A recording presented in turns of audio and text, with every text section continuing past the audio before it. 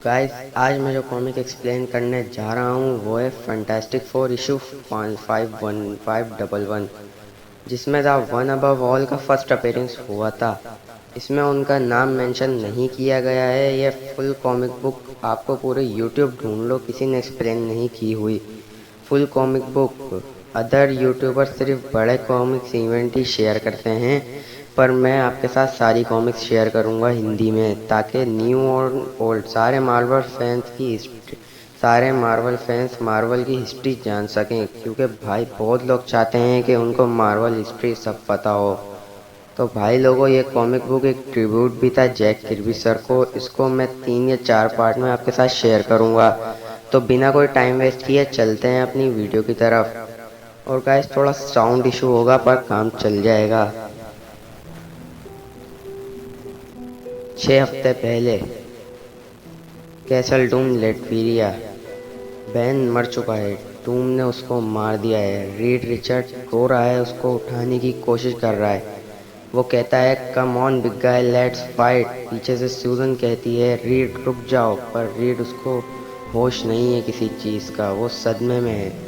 Read कहता है बहन, मैं जानता हूँ तुम मुझे सुन सकते हो, मैं तुम्हें नहीं छोड़ने वाला। तुम एक फोर्स फील्ड बनाओ जिससे मैं इसके हर्ट को दोबारा मसाज कर सकूं। और वहाँ से निक फ्यूरी आ जाते हैं और वो कहते हैं डॉक्टर रिचर्ड, अब आगे हम इसको हैंडल कर लेंगे and you are under arrest. Read कहता है शट आप निक, मैं इसको बचा सकता हूँ। तो गाइस, इससे पहले की कॉमिक में बैन मर चुका है। डॉक्टर डूम से फाइट करते हुए बैन मर चुका है 1 हफ्ते पहले the Baxter building, New York. Read अपना कुछ वर्क करते हुए सो जाता है और उसको अपने ड्रीम में डॉक्टर डूम नज़र आता है। और रीड कहता है डूम, और फिर वो एकदम से उठ जाता है और कहता है oh my God, that's it. Fairfield Connecticut. Human torch यहाँ बैन से बात कर रहा होता है और वो दोनों एक दूसरे से मजाक कर रहे हैं। ये सुन के आप बोर्ड हो जाएंगे। आप लोग सोच रहे होंगे बैन तो मर चुका है, तो ये कैसे। और फिर सीन शिफ्ट होता है और वहाँ से कोई कहता है क्या आखिर तुम्हारा दिमाग है कहाँ, आखिर मुझे भी बताओ, क्या सपने देख रहे हो दिन में। तो जॉनी कहता है व्हाट। गैरेज का मालिक कहता है और मैंने इस कार के ओनर को प्रॉमिस किया हुआ है कि 20 मिनट्स में ऑयल चेंज हो जाएगा।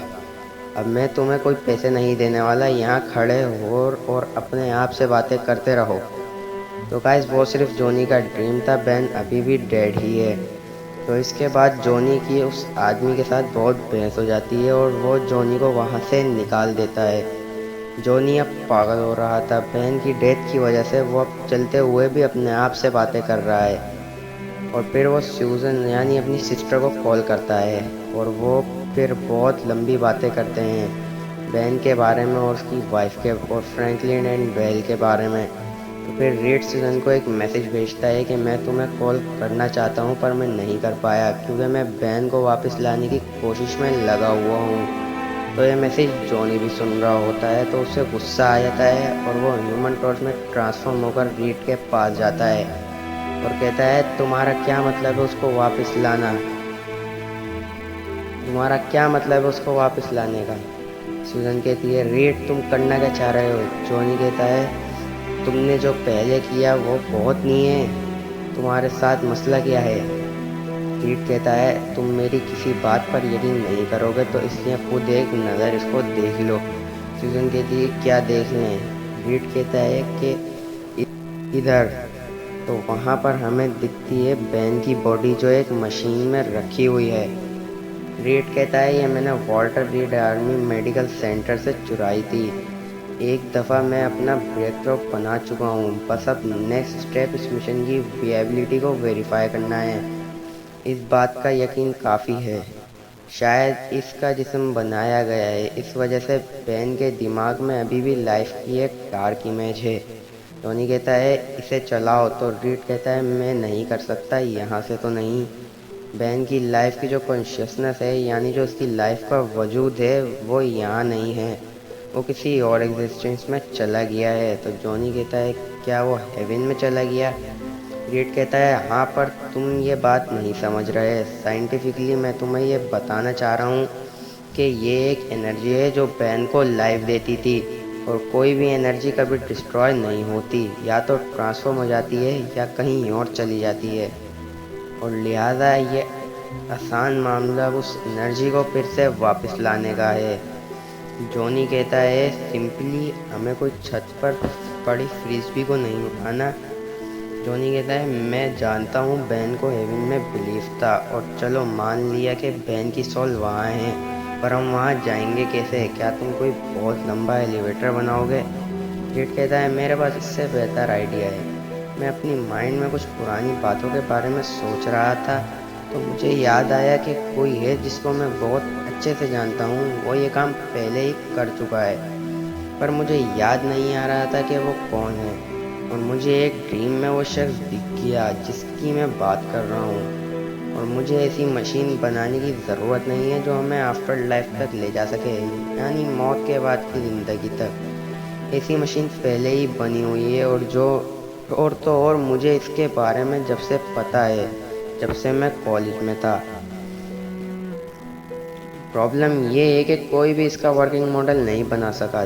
जब एक दफ़ा ये मशीन इन्वेंट हुई थी तो इसके इन्वेंटर ने मुझे इग्नोर कर दिया था जब मैंने उसके डिज़ाइन में उसे कुछ खामियां बताई, और वो आदमी था विक्टर वॉन डूम। टोनी कहता है, नो वेट, जहाँ तक मुझे पता है इस मशीन को अपनी मदर वो डूम ने इस मशीन को अपनी मदर से कांटेक्ट के लिए बनाया था।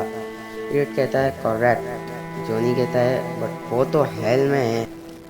रीड कहता है, ये भी करेक्ट है, पर ये बात उसको बाद में पता चली थी। जॉनी, ज़रा सोचो, क्या हेल वो पहली जगह होगी जहाँ तुम अपनी मॉम की सोल को ढूंढोगे? नहीं ना। और ये मशीन मैंने इसलिए क्रिएट करी इससे जहाँ जाना चाहूँ वहाँ जा सकूँ, अगर मेरी रिफाइनमेंट और रिकैलकुलेशंस ठीक हैं। और इसमें कोई डाउट नहीं है कि ये हमें पहुँचा देगी ये हमें पहुँचा देगी। जॉनी कहता है, हेवन। रीड कहता है, हाँ हेवन। रीड कहता है, सूजन तुम इतनी देर से चुप क्यों हो? सूजन कहती है, मुझे नहीं पता मैं क्या बोलूँ, तुम बात कर रहे हो हेवन की, it's just like a negative zone. और फिर सूजन और रीड के बीच में कुछ देर बहस होती है। स्यू कहती है, मैं तुम्हारे साथ नहीं जाऊंगी। तो जॉनी कहता है, मैं जाऊंगा, एंड जॉनी की वजह से सूजन भी जाने के लिए रेडी हो जाती है। फिर वो लोग चले जाते हैं हेवन, और यहाँ हमारा आज का एपिसोड ख़त्म होता है। तो गाइस, आज का एपिसोड यहीं ख़त्म होता है। वीडियो अच्छी लगे तो लाइक कर देना, चैनल को सब्सक्राइब कर देना। Next episode after 1 day.